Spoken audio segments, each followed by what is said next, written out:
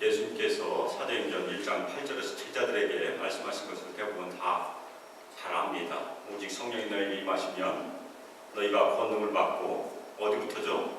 예루살렘과 온 유대와 사마리아와 땅끝까지 이르러 내 증인이 되리라. 그래서 사도행전 사실은 그 내용이 그 당시에 땅끝이라고 여겨졌던 로마까지 복음이 증거되는 것이 사도행전의 역사이고, 거기에 하나님의 일꾼들이 많이 사용됩니다. 사마리아 하면 저희가 누구를 기억할 수 있죠? 빌립 집사. 그리고 저희가 사도행전 28장에 가면 결국 이제 사도 바울이 로마로 압송되잖아요. 압송돼서 사도행전 마무리가 압송되었지만 자유롭게 복음을 증거하는 것으로 끝을 맺고 있어요. 사도 바울이 죽지 않아요. 그때까지는. 그것이 이제 1차 투옥인데 사도 바울이 2차 투옥 때 순교를 하게 됩니다. 그래서 저희가 소그룹에서 지금 새로 시작한 두 번째로 저희가 시작하는 그 소그룹에서 함께 읽고 공부하기 시작하는 이 로마서를 저희가 오늘 같이 살펴보고자 합니다. 이 로마서는 제 인생의 책이기도 해요. 왜냐하면 제가 예수를 믿는데 로마서 때문에 예수를 믿었으니까. 저희가 예수 믿기 전에 엄청난 많은 질문들이 생기는데 그 질문에 대한 해답이 대부분 로마서에 있어요. 제가 몇 번 말씀드렸지만 할례에 대한 질문 때문에 고민을 하고 있었는데 로마서 2장 맨 마지막에 가면 할례에 대한 그런 해답이 나옵니다. 물론 그 해답은 구약 성경에도 있는 얘기예요. 근데 제가 그 당시에 마음에 있었던 큰 걸림돌이 그 구절로 해결이 됐고, 제가 굉장히 로마서를 좋아했어요. 로마서를 열심히 읽고 얘기하고 그랬는데 어느 날 오래 신앙생활한 사람이 저보고 로마서 참 어려운 서신이다 이렇게 얘기한 바람에 그 다음부터 어려워지기 시작했어요. 그 얘기 안 했으면 로마서 쉬웠을 텐데, 사실 로마서 굉장히 어려운 서신이, 저도 로마서 8장까지 아마 설교한 것을 기억을 하고 있는데 굉장히 어려운 서신이고, 기독교 역사 가운데 많은 선교자들이 이 로마서를 설교했고, 제가 간혹 인용한 마틴 로이드 존스 목사님은 로마서를 10년 동안 설교했어요. 그래서 14권의 책이 출판되어 있는 것을 보통 저희 시중에 가면 다 보실 수 있습니다. 그러면 로마 교회는 누가 개척했을까? 저희가 간혹 그것을 질문하는데 잘 몰라요. 사도 바울이 개척하지 않았어요.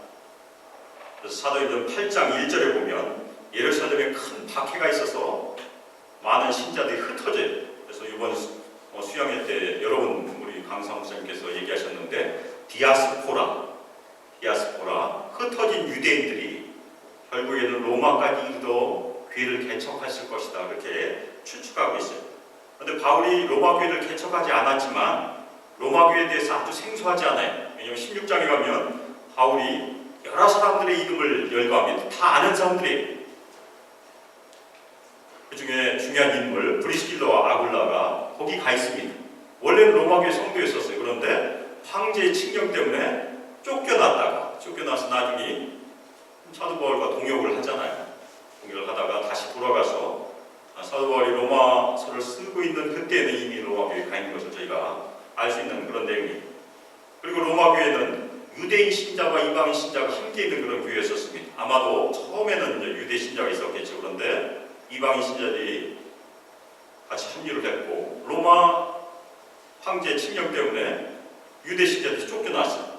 다시 돌아오니까 이 역전이 된 거예요. 그래서 로마서를 또 유대인과 이방인의 갈등으로도 그렇게 이야기를 합니다. 그럼 바울은 왜 로마서를 썼을까? 저희가 1장에 보면 사도 바울은 로마교회를 방문하고 싶은 마음, 간절한 마음을 이렇게 표현하고 있는데, 특별히 15절에 보면 할 수 있는 대로, 자신이 할 수 있으면 로마에 있는 신자들에게 복음을 전하고자 한다 이렇게 얘기해요. 복음에 대한 내용이에요. 저희가 복음은 믿지 않는 자들에게 전하는 거라고 보통 그렇게 저희가 생각을 하는데 그렇지 않다는 것입니다. 복음은 믿는 자들에게도 꼭 필요하다. 사실은 로마서는 우리 믿는 자를 위한 복음의 내용이에요. 그래서 우리가 로마서를 공부해야 될 중요한 이유가 거기 있습니다. 우리가 믿고 있는 여러 가지 근거들이 로마서에 잘 나와 있어요. 우리가 믿는 모든 대부분의 근거들은 다 로마서에 다 나와 있습니다. 또 하나의 이유, 제가 아마 어머니나 주일 때 말씀드린 것이 기억하는데, 로마서 16장 1절에 보면 베베 베베라는 갱그레아 교회의 일꾼이 등장해요. 여자 일꾼이죠. 그런데 이 베베는 로마 교회 성도가 아니었었어요. 학자들은 이 바울이 쓴 로마서, 그 당시에 바울이 아마 고린도 교회에 있었을 텐데, 갱그레아는 고린도 교회 옆에 있는 조그만 도시입니다.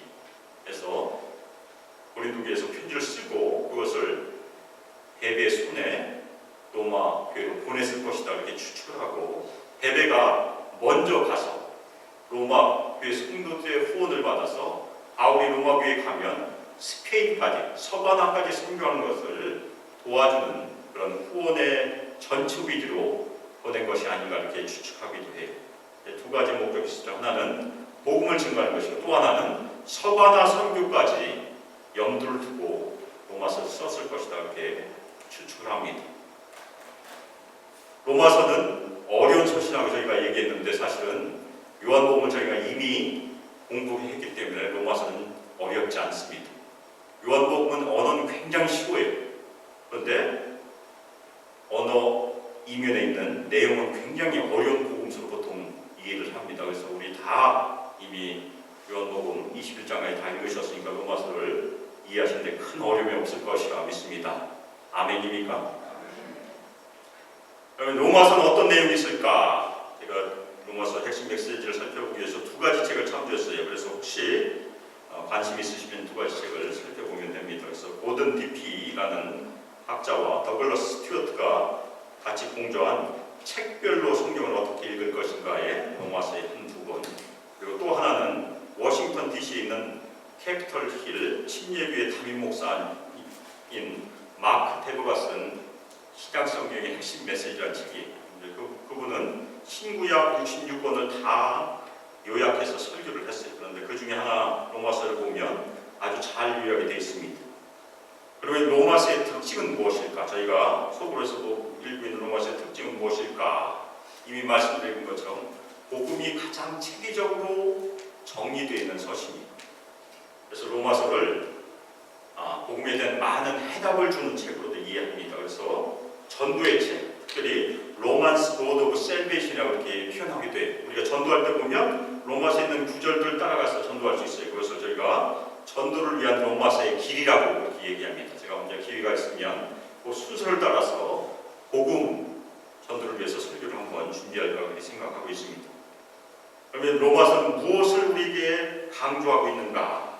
여러 가지가 있을 수 있어요. 그런데 첫 번째 중요한 것은 하나님의 백성이 중요합니다. 우리가 하나님의 백성이라고 하면 처음에는 유대인이라고 생각했었죠. 그런데 로마서에 가보면 유대인과 헬라인이 다 등장해요. 유대인과 이방인들, 모든 믿는 우리들이 하나님의 백성이다. 우리가 언약에 대해서 수영에서 들으셨으니까 생소하지 않은 것이, 하나님의 백성이 예수를 믿는 모든 사람이 다 하나님의 백성이다. 그것이 첫 번째 강조점이고, 또 하나는 예수 그리스도의 복음이 유대인을 통해서 시작이 돼서 이방인까지 전파되었다는 것이 또 하나 굉장히 중요한 그런 메시지입니다. 그리고 구원이 어떻게 이루어지냐?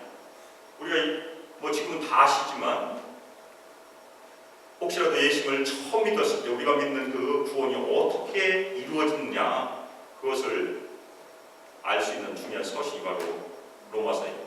두 가지 중요한 핵심이 무엇입니까? 하나는 하나님의 은혜, 그래서 오직 은혜죠. 그렇죠? 오직 은혜. 또 하나는 무엇입니까? 오직 믿음. 이 두 가지가 로마서에서 증거하는 우리 구원의 길로 저희가 이해할 수 있습니다.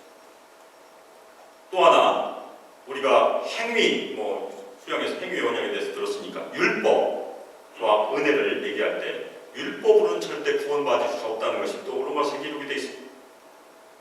그렇지만 오직 하나님의 은혜로 믿음으로만 구원받을 수 있다는 것이 로마서에 기록이 되어 있습니다. 또 하나 우리가 간혹 오해하는 것이 있어요. 사도 바울은 교리만 얘기했다. 사도 바울의 많은 선신들이 교리를 많이 담고 있는 게 사실이에요. 근데 로마서는 그렇지 않아요. 로마서 12장 1절 첫 말이 무엇입니까? 퀴즈. 상품이 있어야 되는데 제가 깜빡했어요. 그러므로 굉장히 중요한 말이에요. 성경에서 그런 걸로 하면 동그라미를 치라고 제가 옛날에 성경 공부할 때마다 배웠어요. 굉장히 중요한 말입니다. 그러므로 형제들아, 내가 하나님의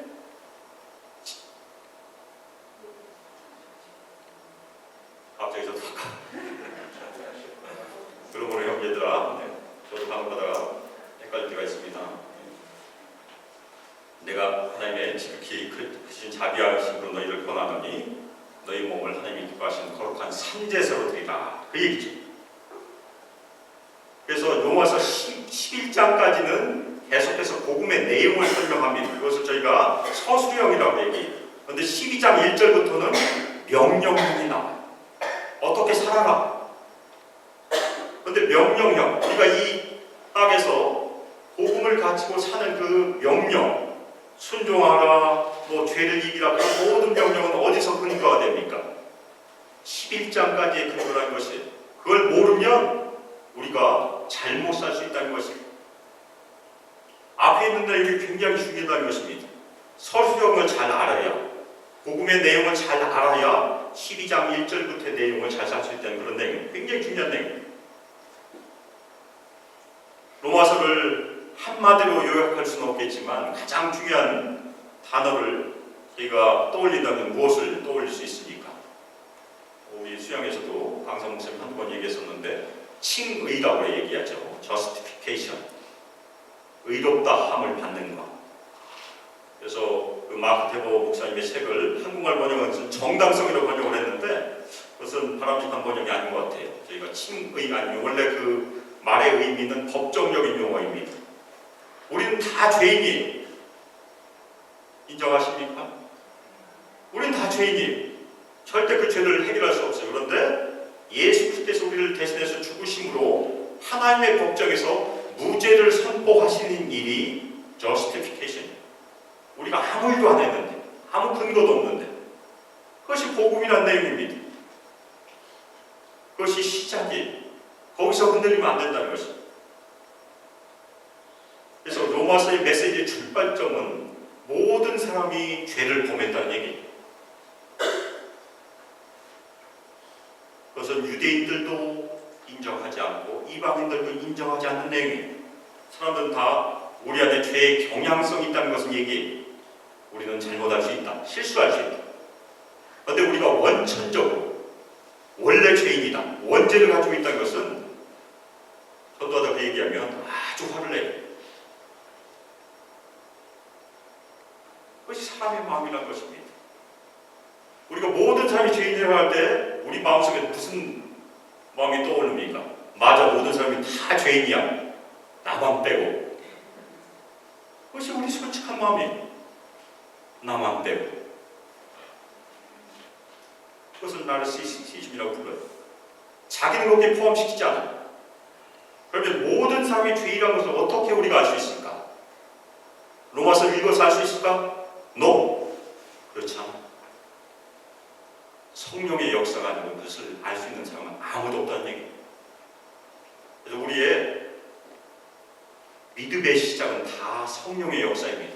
물론 우리가 예수 그리스도를 믿음으로 시인하고 예수를 믿어요. 그렇지만 성령의 역사가 아닌 것이 불가능하다는 것이 로마서에 또 나와 있어요.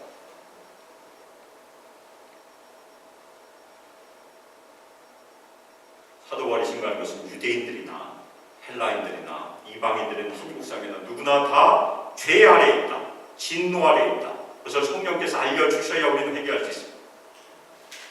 그것이 흔들리면, 그것이 안 돼 있으면, 그래서 우리가 저도 고발을 하다 보면 사람들에게 어떻게 설득합니까? 거짓말 한번 하지 않았습니까? 사람들이 어떻게 하다가 교통신호 잘못된 것이, 그것은 사실은 그것은 우리가 죄인인 결과들이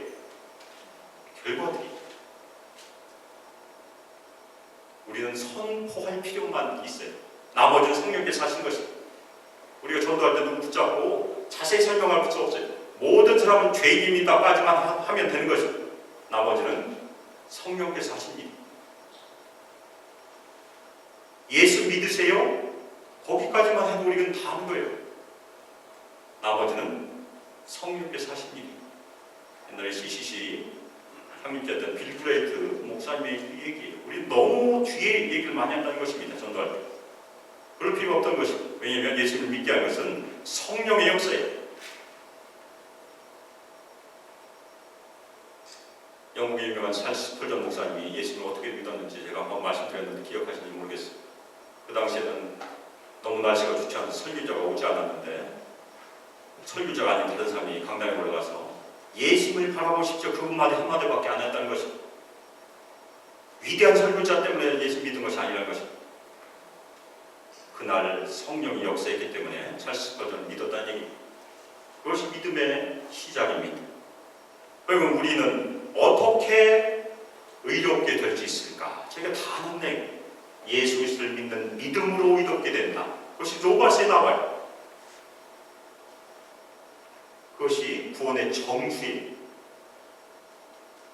예수님께서 우리를 대신해서 화목제물로 되심으로, 희생물이 되심으로 우리는 구원을 얻었다. 우리가 한 것은 아무것도 없다는 얘기입니다. 예수 믿고 세월이 지나다 보면 우리가 착각할 때가 있습니다. 우리가 뭔가 한 것 같다고. 그것이 불신앙의 시작이에요.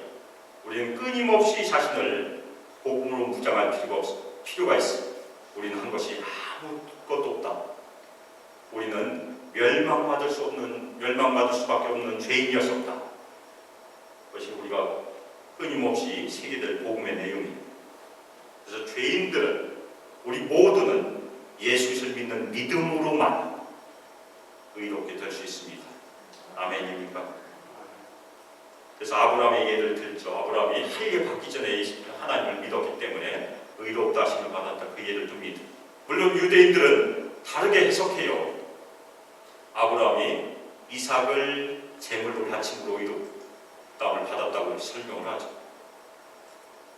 바울은 할례 받기 전에 하나님을 믿음으로 의롭게 받음을 받았다. 우리도 똑같아요.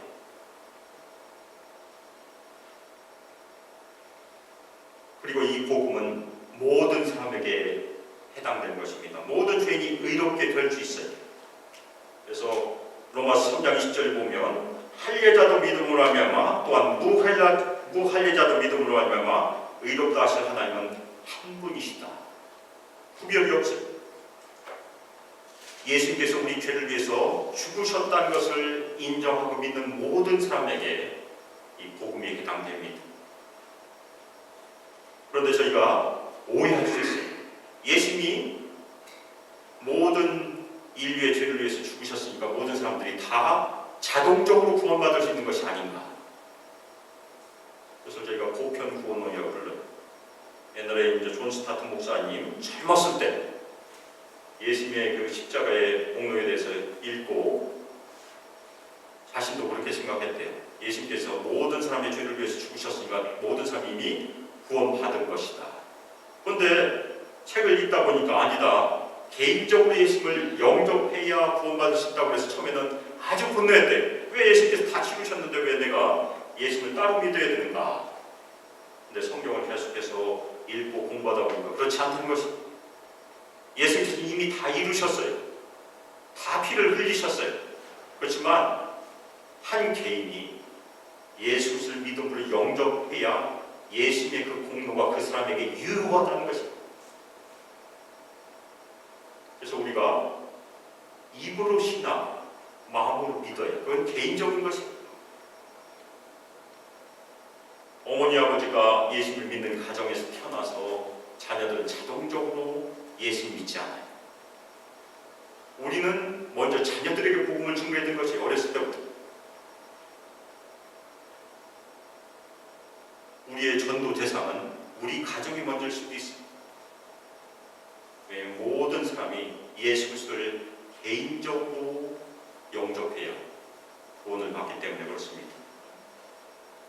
또 하나 중요한 내용이 무엇입니까? 제가 이미 말씀드렸던 것처럼 우리의 믿음은 의롭다함을 받는 것에서 끝나지 않는다는 것입니다. 우리가 거기까지만 알기 때문에, 믿기 때문에 많은 어려움들이 생깁니다. 우리가 예수를 믿고 구원받아서 죄사함을 받았다는 것까지만 인정하면 우리는 잘못하면 반쪽 구원이 돼요. 아담의 상태로 그냥 가는 것입니다. 다시 죄를 지을 수 있는 상태가 아담의 상태예요. 그런데 우리의 온전한 구원은 어디 있습니까? 우리가 예수 그리스도를 믿고 구원받으면 우리는 하나님의 자녀가 돼요. 굉장히 중요한 진리예요. 하나님의 자녀는 어떻게 살아야 됩니까? 예수 그리스도처럼 살아야 된다는 것이, 그것이 로마서 12장 1절 이후의 내용이에요. 이 땅에서 예수 그리스도를 닮은 삶, 거룩함을 추구하는 삶, 경건한 삶, 죄를 이기는 삶, 그것이 우리가 구원받은 중요한 이유라는 것입니다. 만일 우리가 그것을 도외시한다면 둘 중에 하나겠죠. 우리가 구원받은 것이 가짜일 수도 있고, 아니면 우리는 하나님께 불순종하는 사람일 수도 있어요. 그래서 의롭게 하는 믿음은 거기서 그치지 않는다. 죄를 미워하고 죄와 싸우는 삶, 로마서 12장 1절 이후의 삶으로 인도한다. 그것이 우리가 중요하게 생각하는 우리 소그룹에서도 그렇게 나누시라고 했습니다. 그래서 마크 데버가 로마서에서 가장 위로가 되는 말씀이 무엇인가? 사람마다 다를 수 있어요. 저는 다른 위로의 말씀을 보통 생각하고 있는데, 로마서 8장 32절을 얘기하고 있네요. 8장 32절. 자기 아들을 아끼지 아니하시고 모든 사람을 위하여 내주시니까 어찌 그 아들과 함께 모든 것을 우리에게 주시지 아니하겠느냐. 아멘. 그래서 오늘부터 이 로마서 8장 32절 가슴에 새기시고 기도하시기를 주님의 이름으로 축원합니다. 아주 좋은 말씀입니다. 또 하나 중요한 내용이 무엇입니까? 우리가 로마서에서는 어떤 하나님이 증거되는가가 또 중요해요. 우리가 우리 편에서 우리의 구원도 중요하지만 어떤 하나님은 어떻게 의로우신가? 그래서 첫 번째 사도 바울이 증거하는 것은 하나님은 영원히 신실하시다. 하나님은 절대 불의하지 아니하시다라는 것을 끊임없이 강조해요. 유대인이 믿지 아니한다고 해서 하나님이 신실하지 아니하시다. 이스라엘은 불순종에 지금 하나님은 언제나 신실하시다. 그것이 사도 바울의 증거예요. 그리고 하나님은 항상 죄인을 부르시는 구원의 하나님이시다. 그래서 저희가 잘 아는 구절, 믿음은 들음에서 나며 들음은 그리스도의 말씀으로 말미암았느니라. 굉장히 중요한 말씀입니다. 구원의 길은 누구에게나 열려있는 길이 어디서부터 시작이 됩니까? 바로 하나님의 말씀, 로마서까지. 그래서 저희가 공부할 때마다 로마서의 말씀이 우리의 생명의 말씀이라고 가슴에 새기시길 주님의 이름으로 축원합니다. 또 하나님께서는 선택하신 하나님이죠. 저희가 에베소서 1장에 가면 그 내용이 나와요. 로마서에서도 그 내용이 나옵니다. 하나님께서는 택하신 백성들을 반드시 구원하신다. 그래서 11장 20절에 보면 온 이스라엘이 구원을 받으리라 하면 그 이스라엘이 민족적인 이스라엘이 아니고 하나님께서 택하신 모든 사람들이 구원을 받을 것이다. 굉장히 중요한 내용입니다. 그리고 하나님께서는 자신의 이름을 위하여, 자신의 영광을 위하여, 자신의 목적을 위하여 활동하시는 하나님이시다.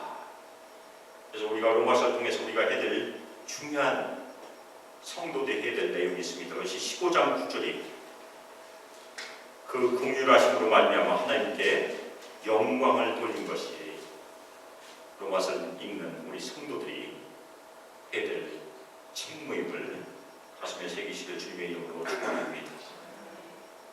오늘 말씀, 내가 복음을 부끄러워하지 아니하노니 이 복음은 모든 믿는 자에게 구원을 주시는 하나님의 능력이 됩니다. 먼저는 유대인에게 그리고 헬라인에게로다. 복음의 능력이 있다는 것이 많은 간증들을 저희가 알고 있습니다. 한국에 어떤 깡패였던 분이 나중에 목사님이 되셨는데 감방에서 창살로 빛이 비춰올 때 벽에 붙여있던 그 사람이 성경을 찢어서 벽에 붙였대요. 근데 거기에 벽에 빛이 비치고 그 말씀을 읽고 예수를 믿고 나중에 목사님이 되셨어요. 또 하나 간증은 아마 빌리그람 목사님의 책이었던 것 같아요. 뉴욕에서 어떤 사람이 급히 집을 가고 있는데 비가 많이 왔어요. 그런데 자신의 구두에 종이 하나가 붙었어요. 근데 비가 많이 와서 자신이 무릎을 굽히고 그것을 뗄 엄두를 못 내고 집에 가서 뗐어요. 근데 그것이 성경 구절 한 구절이었어요. 근데 그 한 구절을 읽고 예수를 믿었어요. 많은 간증들 저희가 들을 수 있습니다. 복음의 한 구절이 자신의 마음을 비추고 그 복음의 빛을 통해서 구원을 얻는 것이 저희들의 간증입니다. 저도 마찬가지였어요. 아마 우리 성도들이 주변에 있는 사람들의 구원을 위해서 많이 기도하시리라 제가 믿습니다. 구원은 하나님께 있습니다. 그럼 우리 성도들이 아무것도 할 수 없냐? 그렇지 않아요. 우리가 해야 될 중요한 것은 무엇입니까? 우리는 먼저 우리가 하나님의 진리로 무장해야 돼요. 아멘입니까? 알아야 우리는 전할 수 있습니다. 또 하나, 우리는 다른 사람들을 위해서 기도해야 돼요. 끊임없이 하나님의 때를 위해서. 왜냐하면 하나님께서 성령께서 역사하여야 되는 일이니까. 복음의 기쁜 소식을 전하기 위해서 끊임없이 기도하면서 우리가 해야 될 일. 그리고 세 번째로 우리가 해야 될 일이 무엇입니까? 때를 얻어든지 못 얻어든지 계속해서 복음을 증거하는 것, 전해주는 것. 그것이 우리가 해야 될 일. 하나님께서 우리를 먼저 하나님과 화목하게 하셨습니다. 먼저라는 것이 중요해요. 우리를 먼저 부르신 것이에요. 다른 사람들을 부르실 것이에요.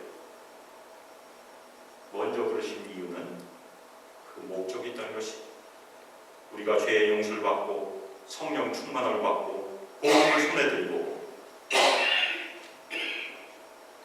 복음을 전파하도록 먼저 부르신 줄을 가슴에 새기시길 주님의 이름으로 축원합니다. 특별히 우리가 속으로 로마서로 시작하는 그 속으로에서 열심히 참여해 주시고 말씀과 사랑의 주제로 계속해서 성령께서 역사하심을 함께 경험하시길 주님의 이름으로 축원합니다. 그리고 우리의 궁극적인 목적이 무엇입니까? 계속해서 복음을 듣기만 하면 우리는 어떤 일이 벌어질까요? 계속해서 집에서 먹기만 하시고 침대에서 일어나지 않고 움직이지 않으면 무슨 일이 일어나죠? 비만이 되죠. 마찬가지예요.